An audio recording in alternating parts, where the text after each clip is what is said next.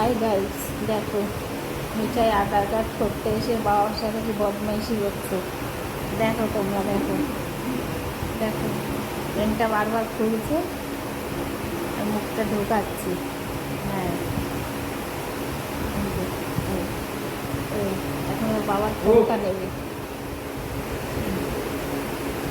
এক জায়গায় 1 সেকেন্ড বসবে না। এই দেখো, ফোনটা নেবে, দেখেছো? মিঠাই আধার কার্ড করে পাসপোর্ট করবে। আমাদের সবার আছে, মিঠাই নেই। পাসপোর্টটা মিঠাই নেই।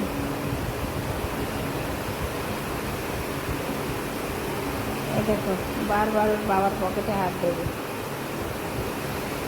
দেখো,